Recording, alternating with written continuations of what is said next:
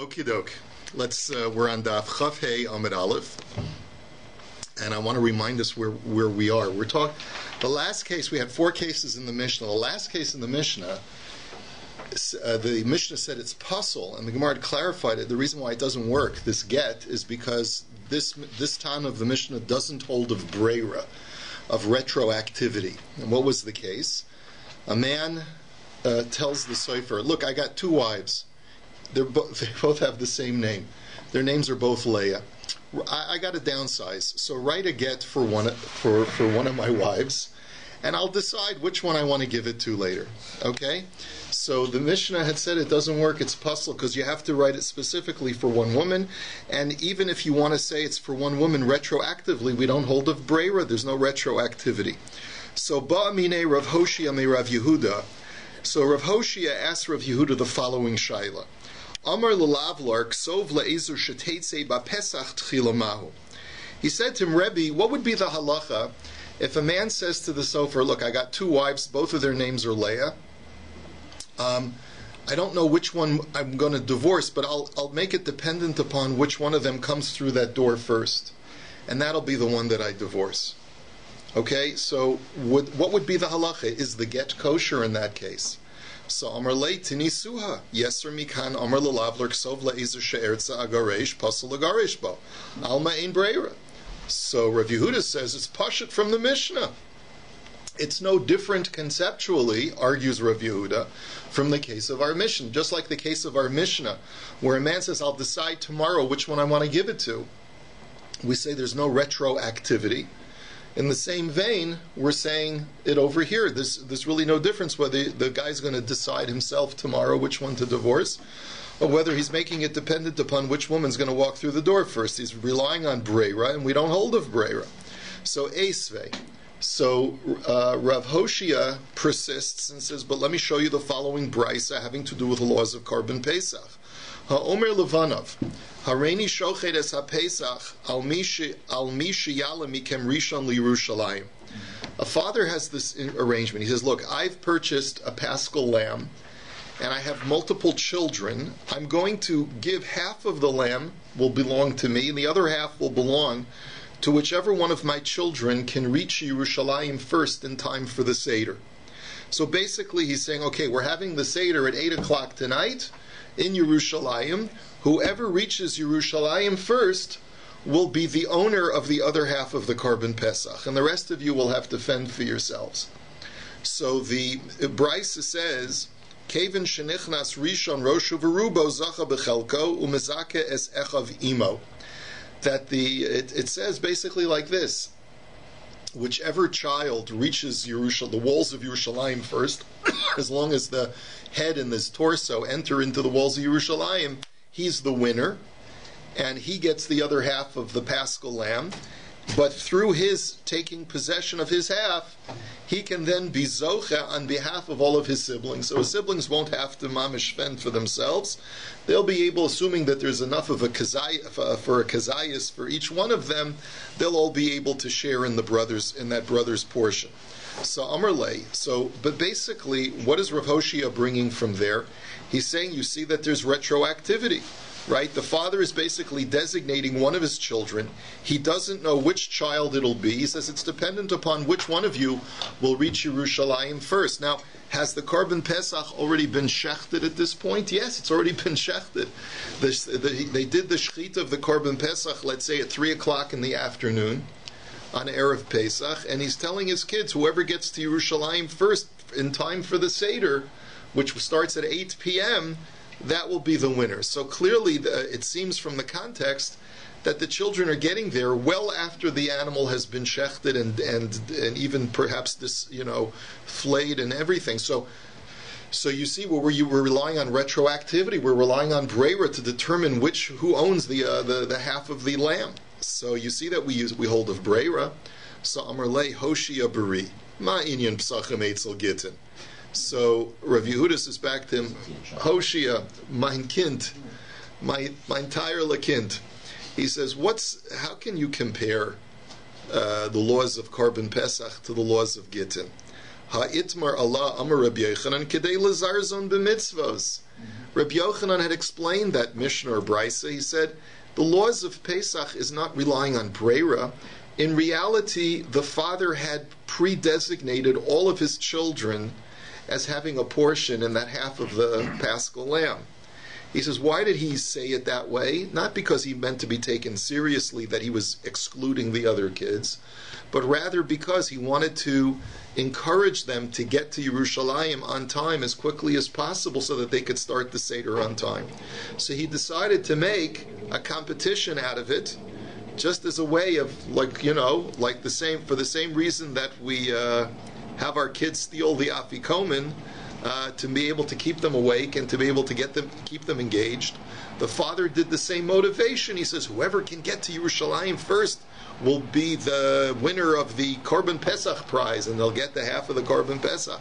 But he doesn't really literally mean it. All the kids are going to get it. So there's no breira here.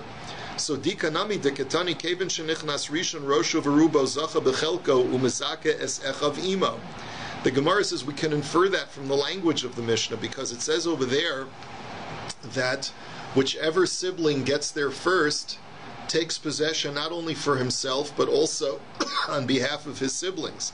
He says, Iomart bishlama da'amninu me'ikar shapir. He says the only way this will work is if the father had pre-designated the other siblings, because Ella Iomart delo amninu la'achar shchita. He says, because if you're going to tell me the father doesn't designate any of the other children, mikamismenu, then how could the winning sibling possibly take possession on behalf of his siblings? The Mishnah says explicitly in the laws of Pesach that you can only join a chabura or leave a chabura. You can only rearrange the shareholders of a Korban Pesach up until the Shechita.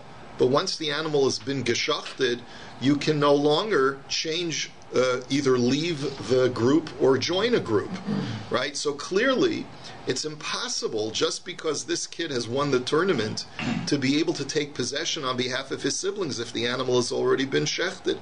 So it must be that the father really took possession on behalf of all of his children and just created this false competition to encourage them to get there on time. Doesn't the Shechita have to take place in the Beis Hamikdash? Yes.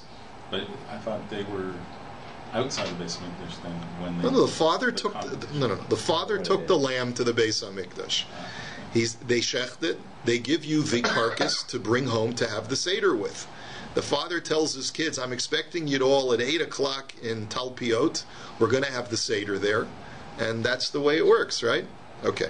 So Tanya Nami Hachi, Maaseh v'kadmu banos lebanim, v'nimtzeu banos Rizos ubanim shefela. We also have the language of the Brisa to support that contention, because the Brisa tells us the story as follows: that one year a father did this competition, and his daughters got there before the sons. And it turned out that year the daughters were quick to act, was Rizos, and the sons were the lowly ones. Now, when it says the sons were the lowly ones or the losers, it doesn't say that they were deprived of their portion of the Korban Pesach. See, if it would have said that, then that would have implied that they don't get the Korban Pesach. But it doesn't say that. It says that the daughters won the tournament, and the sons also had their chelik, even though, you could argue that, they lost their chelik. No, it doesn't say that. So you see from this whole text that when the father made the tournament, he didn't literally mean that the rest of you are out in the cold. He took possession for all of his kids, that they would all have a chelik, but he wanted to create the tournament. So basically, Rav Yehuda's response is, there's no raya that we are utilizing the mechanism of breira in the case of Korban Pesach. Now, that's the conclusion of that back and forth between Rav Yehuda and Rav Hoshea. Now, Abaya comments on that whole dialogue. Yeah. We know that breira is an ongoing discussion in Shas, so sometimes it works and sometimes it doesn't. Why would they just use this particular example where it might have worked? I mean, it's true that it didn't, because it was a different kind of story, but I mean, so sometimes This is a dialogue between a teacher and a student. We can't ask. It's not a fair question to say, why did the student only ask from here and not from elsewhere? First of all, we don't even know whether we're getting the entire dialogue. And second of all, this was what came to Rav Yehuda. This is what he was aware of. Do we know that he was thinking about other cases? I don't know. This is a recorded dialogue. So Amar Abaye. Abaye now says, "Kaboy minei tola b'das acherim v'kaposhi leitola b'das atzmo v'hadar mosiv leitola b'das acherim." Abaye is asking a question. His question is: it seems from this back and forth between Rav Yehuda and Rav Hoshea, that there is no distinction being drawn between the type of brera that we are trying to employ. The Abaye is drawing the following distinction between tola b'das atzmo, making the condition dependent upon my decision, versus tola b'das acherim, where the condition is dependent upon other people's decisions and actions. Now, what do we mean by that? Well, let's think about it for a second. Is there a conceptual difference between the case of our Mishnah, where a man says to the sofer, write a get for my wife, and I'll decide tomorrow which Leah I want it to go to, versus write a get for my wife, and whichever Leah walks through the door first, that's the one that I want the divorce to go to. So the conceptual difference, just think about it for a second, the conceptual difference is the conditions fulfillment in the Mishnah case is based on my decision. I'll decide tomorrow. I haven't decided yet, I'll decide tomorrow. The case that Rav Hoshea was asking is that the conditions fulfillment is not dependent upon my thoughts. It's dependent upon someone else's actions. Whichever one of my wife comes, it's not so much that it's random, it's out of my control, right? It's whichever wife walks through the door first.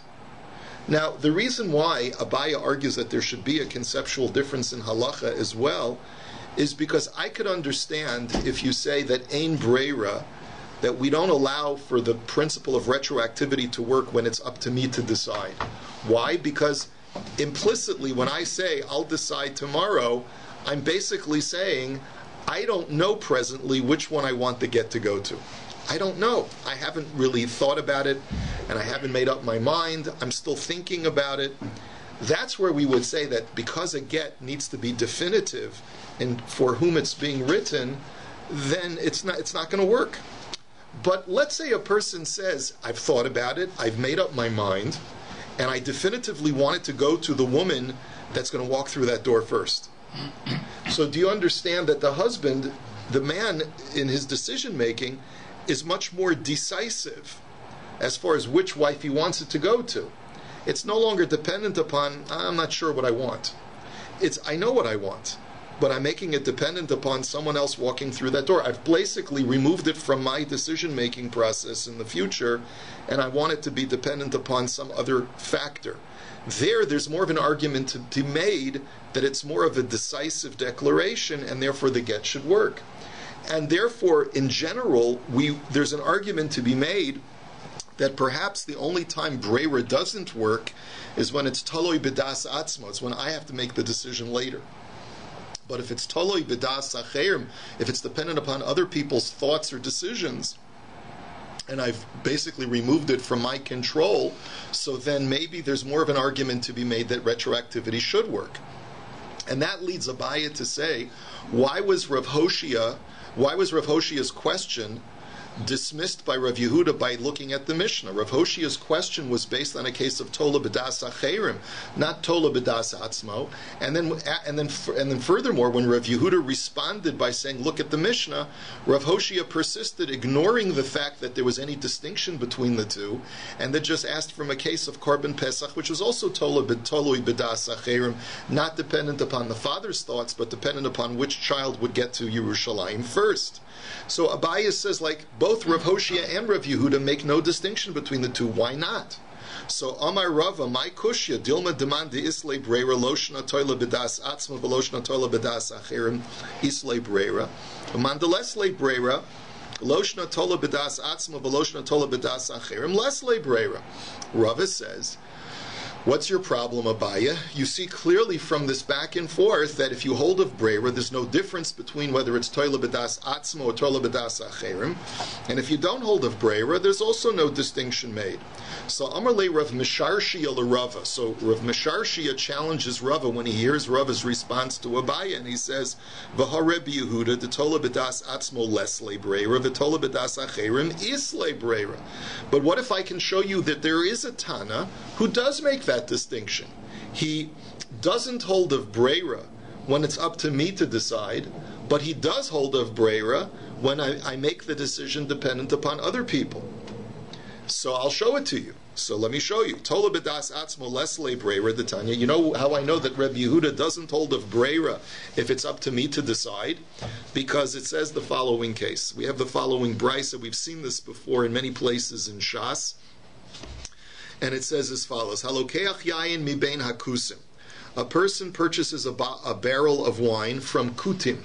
Rashi goes to pains to tell us that kusim, at least in this time in history when this brisa is being written, have the status of Jews. Because according to Rashi, if you would buy produce of Eretz Yisrael from a Gentile, because the Gentile is exempt from tithing, you would not be obligated to tithe.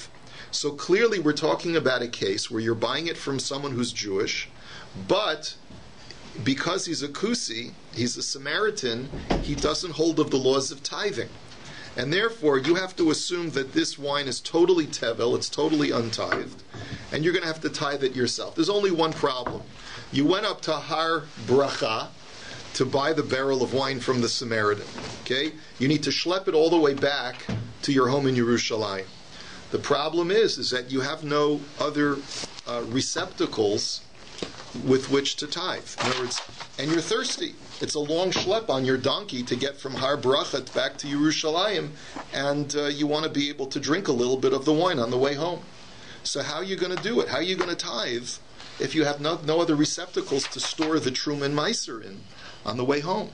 So the solution that's offered by the Bryce is as follows. So Omar Shnei Lugin Shani Asid Lahafrish Harein Truma Asara Meiser Rishon Tisser Meiser Sheni Tisha Meiser Sheni Umechol V'Shosa Miyad Divrei Rebbe Meir. So Rebbe Meir offers the following solution. He says, no problem.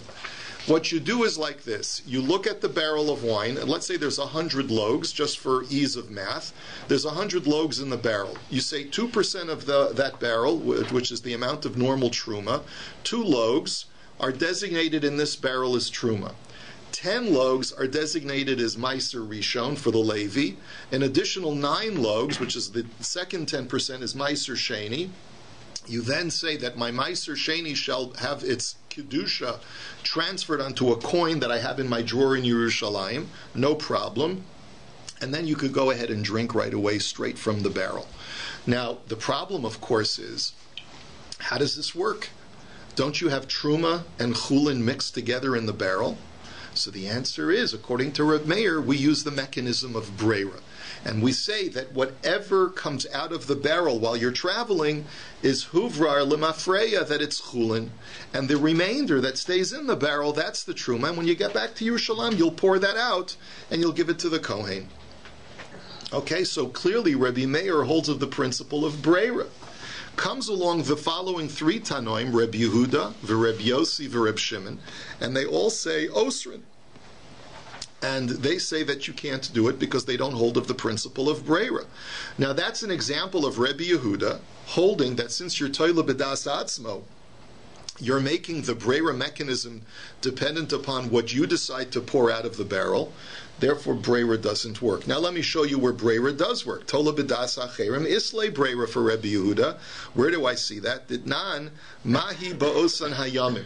Now we're talking about the following case. A man gives a divorce bill to his wife with the following condition. The man, Rachmana Litzlan, has cancer, and he thinks that this is going to be it and he's going to die, but he's not sure. Maybe he'll go into remission. We don't know. We're hopeful. So he doesn't want his wife to be a widow upon his death, because let's say he doesn't want her to fall to Yibum, okay? So he gives her a get, a conditional get, and he says to her like this. He says, if I die, God forbid, from this cancer, then I want this get to be a get from today. But if I don't die from this disease, then the get is null and void. That's the condition that he puts in the get. So mahi ba'osin hayamim. So let's say the guy eventually does die. So retroactively, she is divorced. Now, what is her status during that interim period between the time he gives her the get until the time that he dies? So Rabbi Yehuda Omer, Harehi ke'eshes ish l'chol divareha, u'lechimayes havigita. He says, up until the guy dies, she is an eshes ish. She's an eshes ish l'chumra. If she commits adultery, she is punished as an adulteress. She's still considered his wife, so that if he's a Kohen, she gets to eat truma. Rabbi Yehuda says you have to wait to see what's going to happen. But once the guy does die from the cancer, so then retroactively she's divorced. Now, we'll put aside the question of, how can you then definitively judge her as an eshes ish during that interim? But Rabbi Yehuda clearly holds that the get is working retroactively, and we are utilizing the mechanism of breira. Anytime there's retroactivity, the Gemara says that's called breira. Now, why does it work here? By the case of the wine, it didn't work. So the distinction that Rav Misharshia is drawing is like this. It's very simple. In the case of the wine, it's taloi b'das atzmo. The man himself is the one who's making the determination retroactively of what is chulin and what is truma. In this case, the man with the cancer is not making it dependent upon his decisions. He's leaving it up to the Ribono Shel Olam. If God kills me, then the get is a get. If God saves me, then the get is not a get. So that's toloi b'das acherim. That's dependent upon others. And that's why breira works. So Amar le Rav Misharshia l'Rava, and Rav Misharshia further asked Rava, not only is Rabbi Yehuda and a Tana who holds that you can make this distinction between toloi b'das atzmo and toloi b'das acherim, but Reb Shimon de toloi b'das atzmo les le breira v'toloi b'das acherim is le breira. Reb Shimon is the same thing, because toloi b'das atzmo les le breira hada amran. Because remember, Reb Shimon is one of the Tanoim who also holds that with the case of the wine, you can't pull that shtick because it's toloi b'das atzmo, because the man is deciding what wine comes out and what wine stays in. But toloi b'das acherim is le breira. But let me show you now where Rabbi Shimon holds of breira when it's toloi b'das acherim. Detanya, hareini boy alayach al manas sheyirtza abba. A guy goes over to a woman. Now we know that there are three methods to marry a woman: kesef, shtar, and bia. One is through physical intimacy. A guy goes to a woman and he says like this. This is pretty sneaky. He says, I'd like to have an intimate encounter with you, and we'll count it as marriage on the condition that my father approves. Now, what girl is going to do that? I don't know. But the fact of the matter, we're not going to get into that now. But the question is she married or not? So the Tanakama says, Apol pisha lo ratza ha'av mikudeshes. The Tanakama, the Chachamim say, it doesn't matter whether the father after the fact consents to the shidduch or not. They're halachically married. Now the reason for the Tanakama is because of a chazaka, ein adam osa bi'ilosav bi'ilaznus. Because no person is going to allow himself to enter into a lewd, a promiscuous act for no reason. So we assume that even though he said, I want my father to consent, at the time that they were intimate, Kavana was unconditionally for Kiddushin. However, Reb Shimon ben Yehuda Omer Mishum Reb Shimon Ratza ha'av mikudeshes lo ratza ha'av eina mikudeshes. Reb Shimon is quoted as saying that it is dependent upon the father. If the father approves of the shidduch, they're halachically married. If the father doesn't approve of the shidduch, so then this act was not an act of kiddushin. This is also again an act of breira. There's a retroactivity. The act of intimacy took place on a Thursday. They then asked the father on a Friday, Father, do you like this girl? So you see that it's retroactive, and if the father approves, it's a kiddushin. If he doesn't approve, it's not. So why over here does Reb Shimon hold of retroactivity by the case of wine he doesn't? It's very simple. The case of wine is toloi b'das atzmo. The case of the kiddushin is toloi b'das acherim. So I've shown you now, says Rav Misharshia, two Tanoim who hold of such a distinction. How can you, Rava, suggest that no one holds of such a distinction? So Amar Lei, so Rava's response to Rav Misharshia was as follows. You got it wrong. Bein l'Reb Yehuda, bein l'Reb Shimon, lo shna toila b'das atzma, v'lo shna toila b'das acherim, islahu breira. I'm sorry, you didn't understand. Really, these two Tanoim who you've shown hold of Breira when it's totally B'das Acherim, also hold of Breira when it's totally B'das Atzmo. There is no distinction to be drawn. And the question then is, well, then why in the case of the wine do they say that it doesn't work? Why don't they hold of Breira over there? He says, so basically what Rav is saying is, that's why Rav Yehuda didn't make any distinction to Rabbi Hoshea when he asked them about the case of our Mishnah, and also the case of a man deciding based on which one would walk through the door first. There is no distinction whether it's totally b'das atzmo or totally b'das acher. So then why do Rabbi Yehuda and Reb Shimon both hold that the case of wine doesn't work if they hold of breira? V'hasam kidiketani taima. The reason is based on what it's brought down in the Gemara elsewhere. Amr lo Reb Meir. There's a brisa that says they said to Reb Meir, the argument that they gave to Reb Meir was, Reb Meir, we agree in principle that breira works, but here we have to be gozer and not allow a person to drink the wine en route during his traveling, because what would happen if he makes the designation, 2 logs are truma, 10 logs are meiser, etc., and then he starts drinking, and then halfway through the journey, something happens, the barrel falls off the donkey, it breaks, and all the truma spills out into the street. It's going to turn out that Lemafreya, he didn't really tithe properly, because the tithe never went to the designated parties. So either it's tevel or it's as if it's tevel. That's really, I think, what the argument is that the truma never really functionally was separated out properly. It was never given to the Kohen. So that's why we don't allow it, because you never know if the barrel's going to break or not, and whether that truma will ever come to fruition. And so really we hold of breira. But here we're goizer because maybe the barrel will break. And what was Reb Meir's response? Amar lahem l'chasheyi baka. Reb Meir says, when the barrel breaks, we'll worry about it. In other words, Reb Meir's response is, that's not a chashash that we have to contend with. If you hold of breira, then it works. And the guy will be careful to make sure that the trum and the meiser will get back to Yerushalayim properly. But the bottom line is that Rabbi's response is, nobody holds of a distinction within the laws of breira, of toli b'das atzmo, toli b'das achem. If you hold a breira, you hold a breira all the time. If you don't hold a breira, then the breira never works, whether it's toli b'das atzmo, toli b'das acherim. And that's why the discussion between Rav Yehuda and Rav Hoshea was perfectly appropriate. And your understanding of Reb Shimon and Reb Yehuda is a mistaken understanding. Have a wonderful day.